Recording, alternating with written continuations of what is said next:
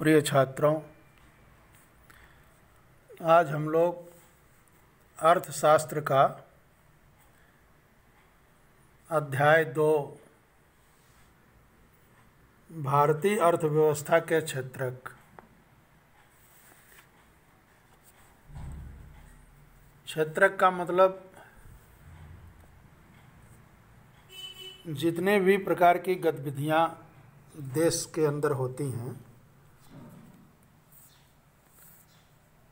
कृषि से लेकर उद्योग तक, यातायात, परिवहन आदि, जो भी कार्य किया जाता है, उन कार्यों को समूह में वर्गीकृत किया गया है और समूह में वर्गीकृत करने का कुछ मानदंड है। उन मानदंडों के आधार पर समूह में वर्गीकृत किया गया है और इन समूह को ही क्षेत्रक भी कहते हैं।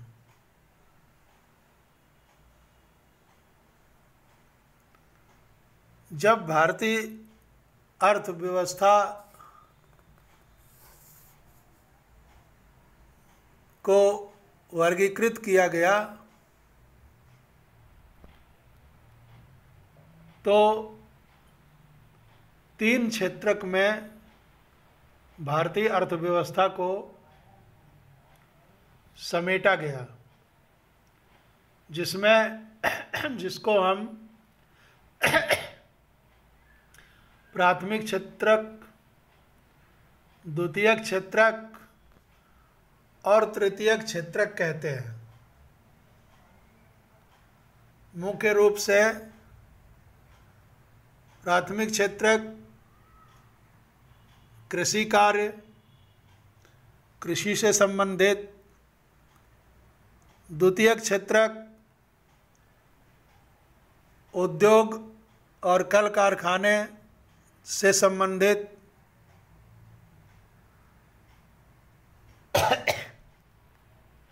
तृतीयक क्षेत्रक ऊपर के जो 2 क्षेत्रक हैं, प्राथमिक और द्वितीयक, इन दोनों के विकास में जो मदद पहुंचाता है उसको हम तृतीयक क्षेत्रक के रूप में जानते हैं। अब हम सबसे पहले प्राथमिक क्षेत्रक की बात करते हैं कि प्राथमिक क्षेत्रक कृषि के अलावा और कौन कौन से क्षेत्र प्राथमिक क्षेत्रक में आते हैं। तो प्राकृतिक संसाधनों के प्रत्यक्ष उपयोग पर आधारित जो भी गतिविधियां होती हैं उसको हम प्राथमिक क्षेत्रक में रखते हैं। जैसे यहाँ पर कपास की खेती के विषय में दिया है। कपास की खेती ही नहीं अपितु जो भी कृषि कार्य है वह सब प्राकृतिक कारकों पर ही निर्भर होता है, चाहे वह वर्षा हो, सूर्य का प्रकाश हो, जलवायु हो। इसमें से किसी के भी कम या ज़्यादा होने पर कृषि क्षेत्र प्रभावित होता है। इसी प्रकार से डेयरी उत्पाद में हम पशुओं की जैविक प्रक्रिया एवं चारा आदि की उपलब्धता पर निर्भर होते हैं। इसलिए पशुओं का जो उत्पाद है, दूध, वह भी एक प्राकृतिक उत्पाद है। इसी प्रकार खनिज अयस्क भी प्राकृतिक उत्पाद है।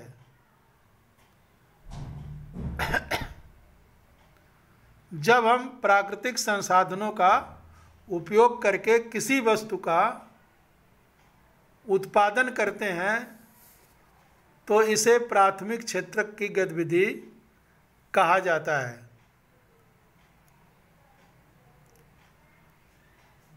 प्राथमिक क्यों? तो आगे बता रहा है कि क्योंकि यह उन सभी उत्पादों का आधार है। उन सभी उत्पादों माने किस उत्पादों का? जो हम विनिर्माण करते हैं उद्योगों में। उद्योग कल कारखानों में जिन चीज़ों को बनाते हैं वो हम इन्हीं प्राथमिक क्षेत्रक में उत्पादित वस्तुओं से कल कारखानों में अन्य वस्तुओं का निर्माण करते हैं। इसलिए इसको प्राथमिक क्षेत्रक कहा गया। प्राकृतिक उत्पाद मुख्य रूप से कृषि, लेकिन कृषि के साथ साथ डेयरी, मत्स्य पालन और वनों से जो कुछ भी प्राप्त होता है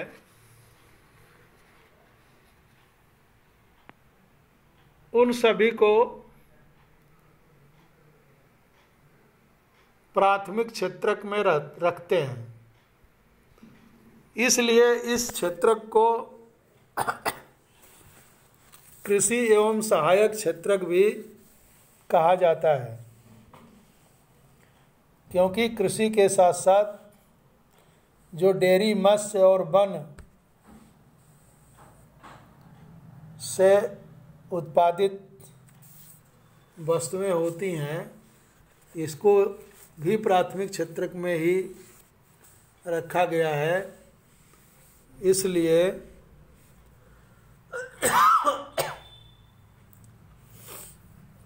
प्राथमिक क्षेत्रक को कृषि एवं सहायक क्षेत्रक भी कहा जाता है।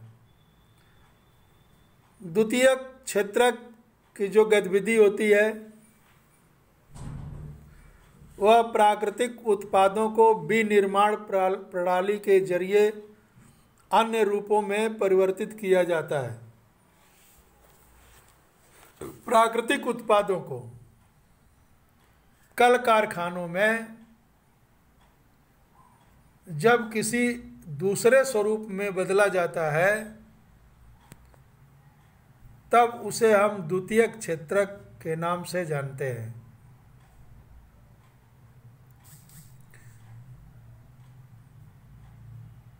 यहाँ वस्तुएं सीधे प्रकृति से उत्पादित नहीं होती हैं बल्कि बनाई जाती हैं। इसलिए विनिर्माण की प्रक्रिया अपरिहार्य है और यह प्रक्रिया, बनाने की प्रक्रिया किसी भी कारखाने, कार्यशाला या घर में भी हो सकता है। जैसे हम सभी जानते हैं कि कपास के पौधे से जो रेशा मिलता है उस रेशे का उपयोग सूत काटने में होता है और उसी सूत से कपड़ा बनाया जाता है। इसी तरह से गन्ना एक प्राथमिक उत्पाद है। लेकिन जब गन्ने से चीनी और गुड़ तैयार करते हैं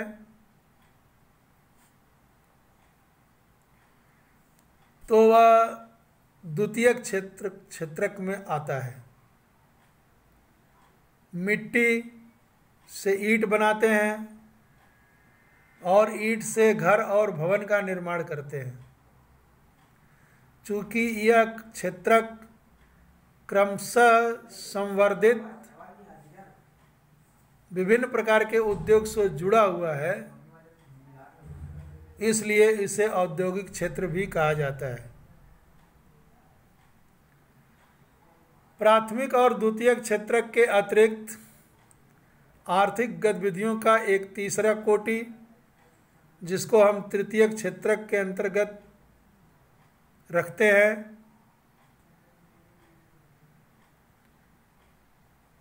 तृतीयक क्षेत्रक की गतिविधियां प्राथमिक और द्वितीयक क्षेत्रक के विकास में मदद करती हैं। तृतीयक क्षेत्र स्वतः वस्तुओं का उत्पादन नहीं करता, बल्कि उत्पादन प्रक्रिया में सहयोग और मदद करता है। जैसे प्राथमिक और द्वितीयक क्षेत्रक द्वारा उत्पादित वस्तुओं को थोक एवं खुदरा विक्रेताओं को बेचने के लिए ट्रकों और ट्रेनों द्वारा परिवहन करने की जरूरत पड़ती है। कभी कभी वस्तुओं को गोदामों में भंडारित करने की आवश्यकता होती है। हमें उत्पादन और व्यापार में सहूलियत के लिए टेलीफोन पर दूसरे से वार्तालाप करने या पत्राचार, संवाद या बैंकों से कर्ज लेने की भी आवश्यकता होती है।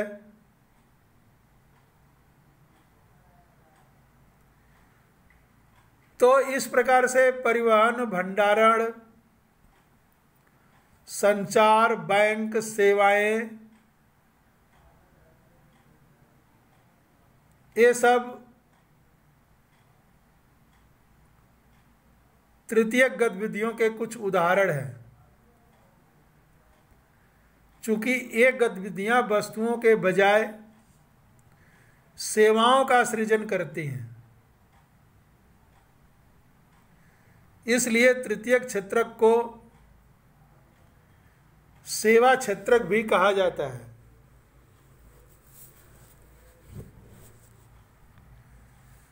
सेवा क्षेत्रक में कुछ ऐसी अपरिहार्य सेवाएं भी हैं जो प्रत्यक्ष रूप से वस्तुओं के उत्पादन में सहायता नहीं करती, जैसे शिक्षक, डॉक्टर, धोबी, नाई, मोची एवं वकील जैसे व्यक्तिगत सेवाएं उपलब्ध कराने वाले और प्रशासनिक एवं यद्यपि आर्थिक गतिविधियां तीन विभिन्न वर्गों में विभाजित हैं, फिर भी ये बहुत अधिक परस्पर एक दूसरे पर निर्भर हैं। इन तीनों के आपसी निर्भरता को कुछ उदाहरण के द्वारा समझा जा सकता है। इसमें नीचे आर्थिक गतिविधियों के उदाहरण में परस्पर निर्भरता के एक दिया हुआ है और तीन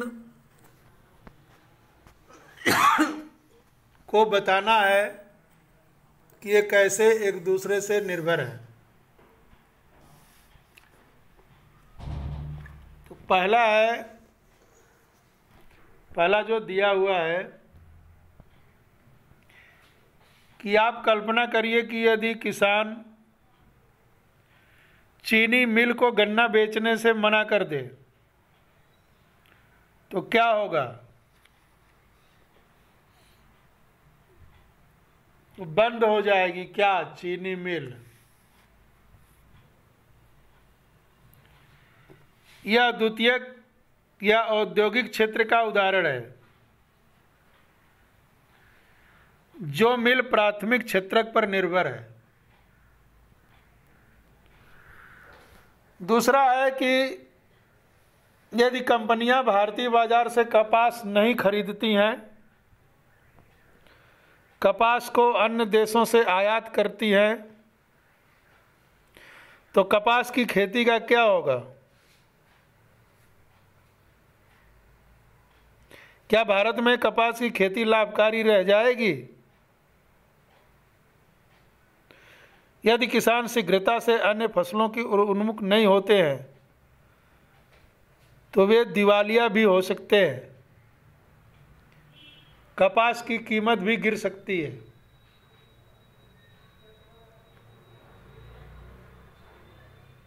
तो यह क्या प्रदर्शित करता है? मैं जो खाली है कॉलम उसमें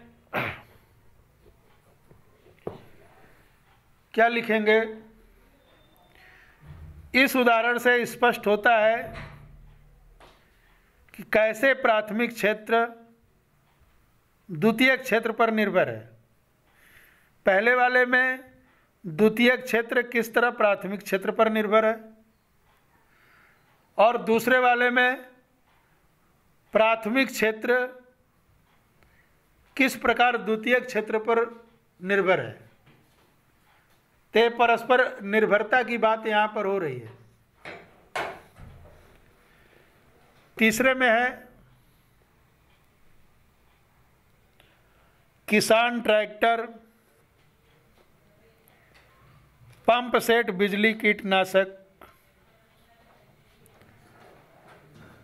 जैसी कई वस्तुएं खरीदते हैं। कल्पना करिए कि इनकी कीमत यदि बढ़ जाती है तो क्या होगा?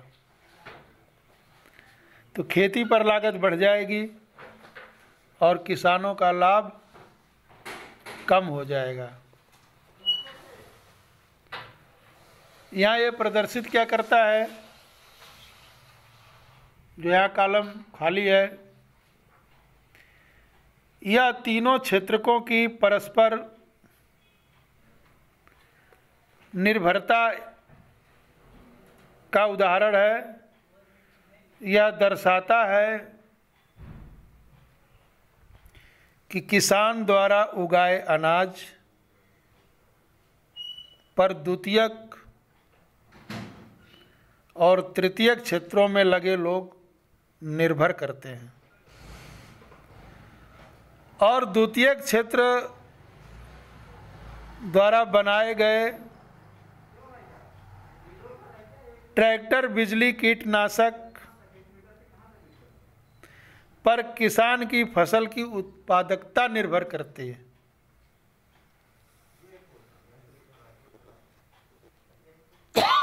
चौथा बिंदु है औद्योगिक और सेवा क्षेत्र में काम करने वाले लोगों को भोजन की आवश्यकता होती है। कल्पना करिए कि यदि ट्रांसपोर्टरों ने, माने सेवा के क्षेत्र के लोगों ने हड़ताल कर दी और ग्रामीण क्षेत्रों से सब्जियां, दूध आदि ले जाने से मना कर दिया, तो क्या होगा? तो शहरी क्षेत्रों में भोजन की कमी हो जाएगी, जबकि किसान अपने उत्पाद बेचने में असमर्थ हो जाएगा। अब यह दर्शाता क्या है कि सेवा क्षेत्र अगर निकल गया, काम करना बंद कर दिया, तो क्या दर्शाता है? इससे ये पता चलता है कि कैसे औद्योगिक और सेवा क्षेत्रक प्राथमिक क्षेत्रक पर और प्राथमिक क्षेत्रक औद्योगिक क्षेत्रक पर निर्भर करता है। माने सब एक दूसरे पर यहाँ पर आपस में निर्भर हैं। ट्रांसपोर्टेशन नहीं होगा तो जो शहर में लोग लगे हैं, विभिन्न औद्योगिक क्षेत्रों में लगे हैं, उनके लिए जो आवश्यक वस्तुएं हैं वो नहीं पहुंच पाएंगी। और ग्रामीण अंचल में जो प्राथमिक क्षेत्र में काम कर रहे हैं, कृषि का कार्य कर रहे हैं, उनकी वस्तुएं वहीं पड़ी की पड़ी सड़ जाएंगी। तो इस तरह से ये तीनों क्षेत्र आपस में एक दूसरे पर निर्भर करते हैं। तो आपस में इन तीनों क्षेत्रकों की निर्भरता थी। यहाँ पर ये दिया हुआ है कुछ कार्य जिसको आपको जो है इन क्षेत्रकों में सूचीबद्ध करना है। 3 क्षेत्रकों की तुलना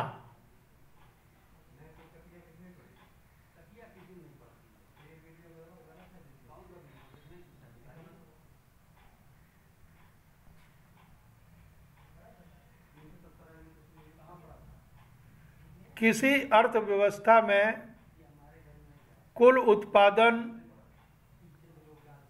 और रोजगार की दृष्टि से एक या अधिक क्षेत्रक प्रधान होते हैं, जबकि अन्य क्षेत्रक अपेक्षाकृत छोटे आकार के होते हैं।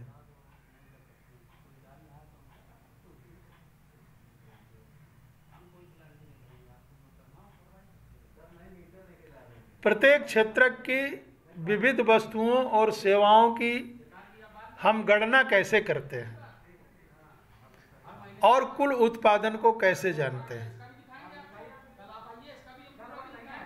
तो प्रत्येक क्षेत्र के वस्तुओं और सेवाओं की अलग अलग गणना करना संभव नहीं है। इसलिए अर्थशास्त्र में वस्तुओं और सेवाओं का जो अंतिम उत्पाद होता है, उस अंतिम उत्पाद के मूल्यों की गणना की जाती है। जैसे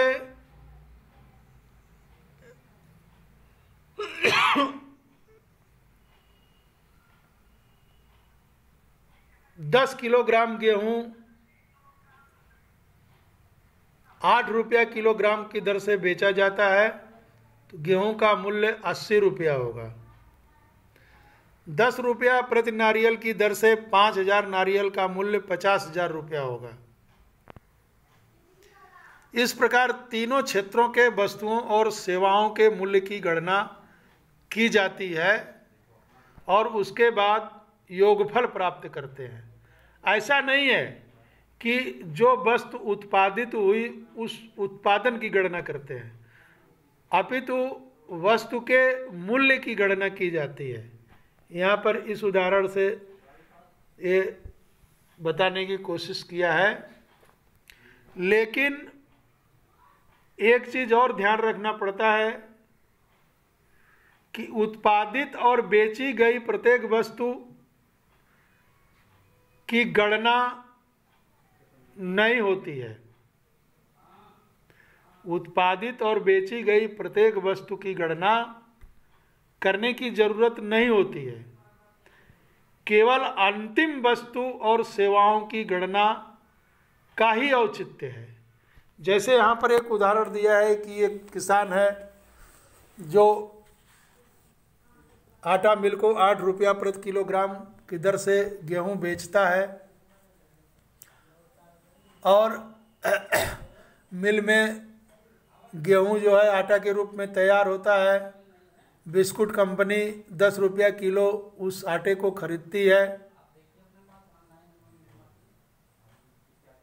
और बिस्कुट कंपनी जो है आटे के साथ और भी चीज़ें जैसे चीनी, तेल, जो जो भी चीज़ें लगती हैं उसको मिला करके वो बिस्कुट बनाती है और बिस्किट को उपभोक्ताओं को जो है एक पैकेट 15 रुपया में उपलब्ध कराती है।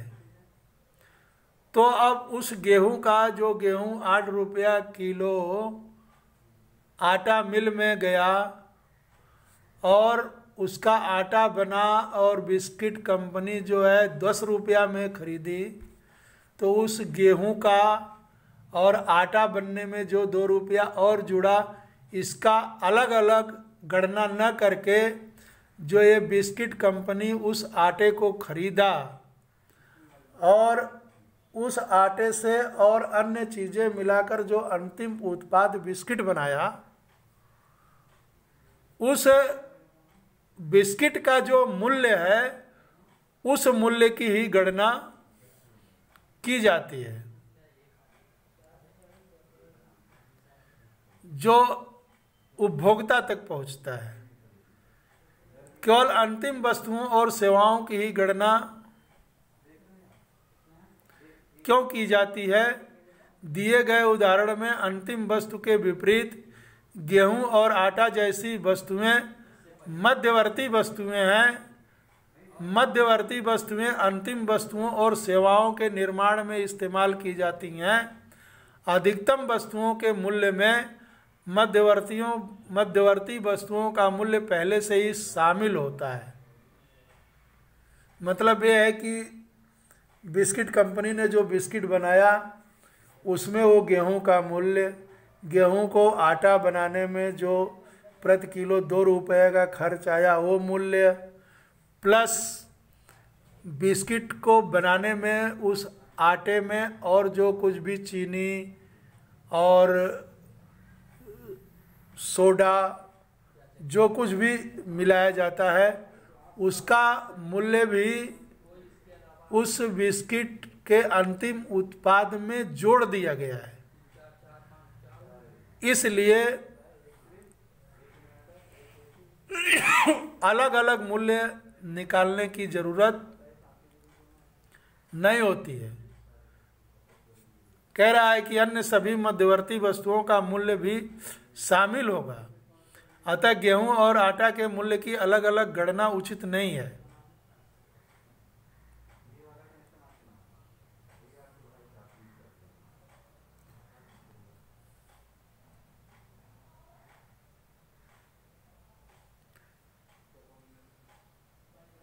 अब किसी विशेष वर्ष में प्रत्येक क्षेत्रक द्वारा उत्पादित अंतिम वस्तुओं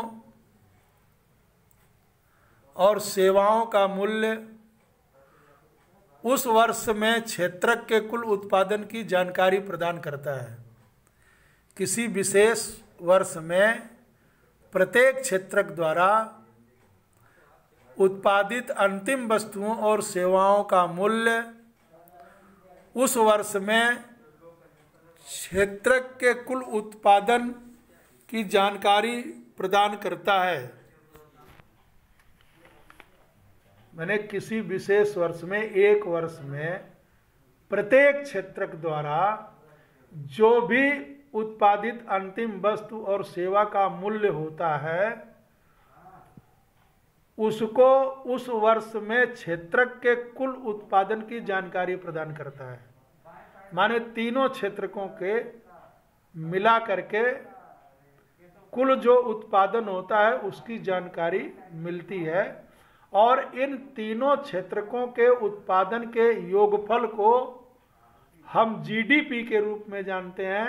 सकल घरेलू उत्पाद जिसको कहते हैं, शॉर्ट में जीडीपी।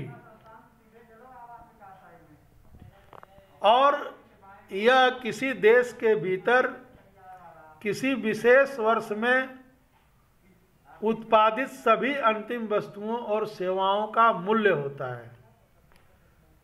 जीडीपी अर्थव्यवस्था की विशालता प्रदर्शित करता है। भारत में सकल घरेलू उत्पाद मतलब जीडीपी मापन जैसा कठिन कार्य केंद्र सरकार के मंत्रालय द्वारा किया जाता है। यह मंत्रालय राज्यों एवं केंद्र शासित क्षेत्रों के विभिन्न सरकारी विभागों की सहायता से वस्तुओं और सेवाओं की कुल संख्या और उनके मूल्य से संबंधित सूचनाएं एकत्र करता है और तब जीडीपी का अनुमान किया जाता है। अब क्षेत्रकों में ऐतिहासिक परिवर्तन का जो कंटेंट है इसको हम लोग कल चर्चा करेंगे। आज बस केवल इतना। धन्यवाद।